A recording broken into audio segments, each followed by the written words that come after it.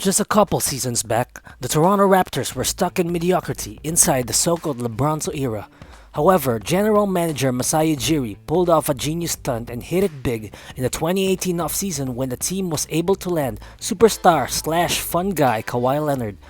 Little did we know that such a trade would turn things around for the North 360 degrees as the NBA's sole Canadian franchise finally won its first ever NBA championship. But just a year ago, after the Claw left them for the LA Clippers, a lot of people might not have expected the Raptors to still be as good as they are in the current 2019 to 2020 NBA season. They finished the year with a 53-19 record, which definitely defied the odds, making a lot of expert picks look really bad. But unlike other NBA ball clubs, Toronto is one of those unpredictable teams in basketball.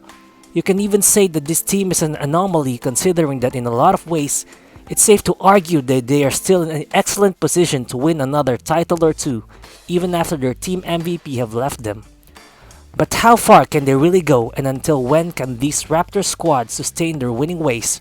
Or better yet, do they even need to go after the Greek Freak for them to stay on top? What's good, guys? My name is Riro Balls, and why not join me as we take a look into how the Raptors are going to be big winners for multiple seasons to come.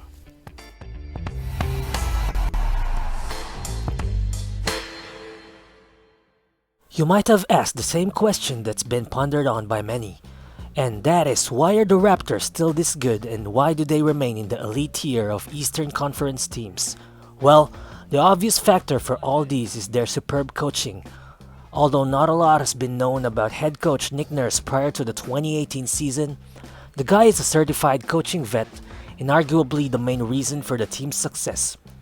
To a certain extent, I even think that his coaching talent has been overshadowed by having Kawhi Leonard on the team last season, and the guy surely deserves more credit.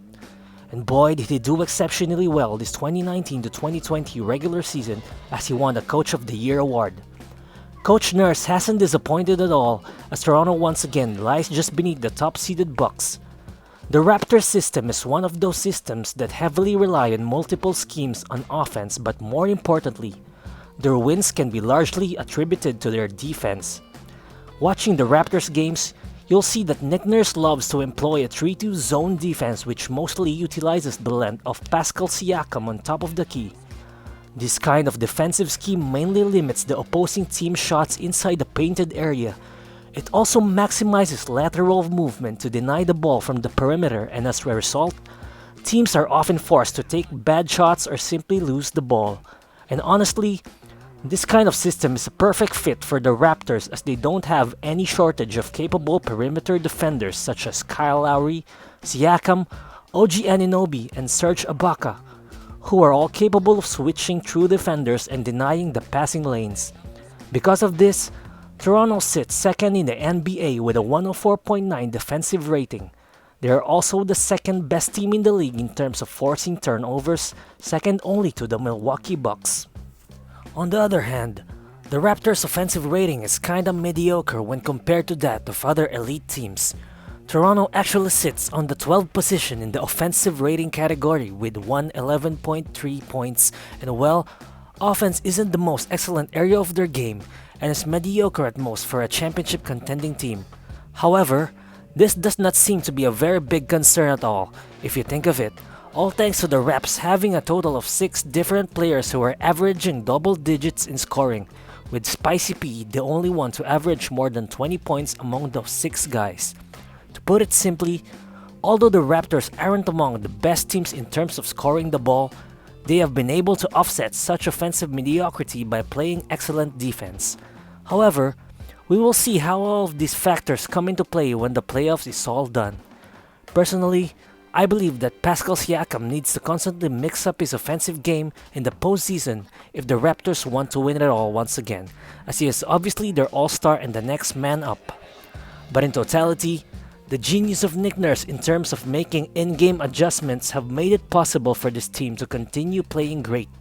And honestly, not a lot of coaches are as confident as this guy in playing both small ball and traditional 5-man lineups. Without a doubt, the Raptors' combination of excellent coaching and deep rotation are the main reasons why this team winning another championship is still highly believable. One thing that lingers around the minds of Raptors fans nowadays must be how the team is going to fare in the next two free agencies. This coming 2020 offseason, Masai Ujiri will be given the tricky task of trying to land extensions for one or two of free agents, Fred VanVleet, Marc Gasol, and Serge Ibaka. And when you factor in those big-name free agents that the team can lure come 2021, the Raps front office needs to employ all their creativity when dealing with these free agency situations. Out of those three names whose contracts expire this 2020, I believe that Ujiri would most likely prioritize re-signing VanVleet no matter the cost, given that he fits just right in with the rest of the team's young core of Siakam and OG Anunoby age-wise. This season, Steady Freddy is averaging 17 points, 6 assists, and 2 triples per contest. More importantly, the guy has already proven himself in big moments during their 2019 championship run, thus leaving no doubt that he will be a far greater piece for the Raptors in the years to come. I think Toronto should match any offer given to him as long as it's not anywhere north of $20 million a year, because paying more than that might hurt their chances to land a potent All-Star in 2021. The only problem is that teams like New York and Detroit have a lot of cap space to land the guy. Pragmatically, I think the Raps should also try to resign Serge Ibaka since he's still a big part of the rotation, especially when they need to stretch the floor both on offense and defense. Plus, the veteran big man just averaged a career-best 16 points per game. Moving on to Marc Gasol, the only way I see him remaining with the Raptors is if he accepts a team-friendly deal, which involves something around 4 to 5 million per year, which I doubt he'll take though.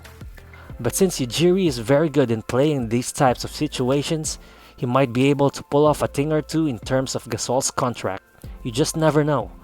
Ultimately, the Raptors front office just needs to constantly have the star-studded 2021 free agency period at the back of their heads when making any decision this summer, given that the contracts of Lowry, Anunoby, and Terrence Davis also expires that same summer. Come 2021, a lot of teams including Toronto will be clamoring for the services of Giannis Antetokounmpo, Victor Oladipo, CJ McCollum, Rudy Gobert, Bradley Beal, Drew Holiday, Kawhi, and Paul George, just to name a few. And if the Raptors get to play their cards right prior to that period, they'll be all set to land another legit superstar to lead the charge for more championship runs in the North. Ultimately, I think the goal for the Raptors would be to trim their salary to around $80 million come the 2021 free agency, and they'll be all set to go after any big-name superstar they set their eyes on. Obviously, Giannis is the biggest fish on the market, but if they fail to land him, I think there are a number of plan Bs which the team can consider incorporating into their core, all depending on how good the team would be by that time. But more importantly, the continued development of Pascal Siakam and OG Anunoby is one of those things that would be key for them in chasing another title. Because personally, I think that those two can be sort of a Kawhi PG tandem in the future just by looking at their physical tools and playing style. Stats don't lie, and if you would take a look at what the numbers indicate, the Raptors' best 5-man lineup net rating-wise this season consists of Lowry, Powell, Siakam, Anunoby, and Ibaka. Those 5 guys produce a 106.6 offensive rating while on the floor, while also putting up an insane 86.2 defensive rating. This combination is what mostly propelled them to continue playing at an elite level, but realistically speaking, it's hard to imagine all of those guys sticking together way past the summer of 2021. Furthermore, we are also most likely witnessing the final days of the Kyle Lowry era in Toronto, since his final $30.5 million paycheck is due that off-season, unless for some reason, Lowry signs a very small extension.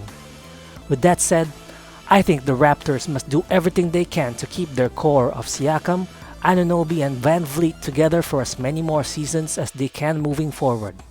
Obviously, it will take a lot of thinking and decision making to work with salaries given the uncertainties regarding the salary cap for years to come, but with the right pieces to build around them, the ceiling is very high for a Siakam-led Raptors, and there are a lot of reasons to believe that they can fight toe-to-toe with Jason Tatum's Celtics, Jimmy Butler's Heat, or Joel Embiid's 76ers for the next couple of years. And remember, Masai Ujiri has shown us many times that he can build a championship caliber team through unexpected finds. Just see how he was able to land the Raptors' young guy seemingly out of nowhere. Clearly, the Raptors won't have any trouble creating a great roster made up of late first rounders like OG and Siakam, a couple of undrafted guys like Terrence Davis and Van Vliet, or even reliable veteran players which you'll find on the free agent market all the time. The pace of the league grows faster by the minute, but the Raptors have found themselves fitting right in. Losing a guy like Kawhi is going to a big blow for any franchise, but when you've got a team like the Raptors who have got a ton of options for the future, we got no reasons to doubt that sooner or later, Canada will once again win an NBA championship. Thank you for sticking until the end of the video, and if you've enjoyed this one, please help me promote my content by subscribing to the channel. It would be a great help for me as a new content creator. Also, don't forget to smash the like button, or better yet, share the video so we can spread the word. Again, this is Riro, and I'll see you on the next one. Peace.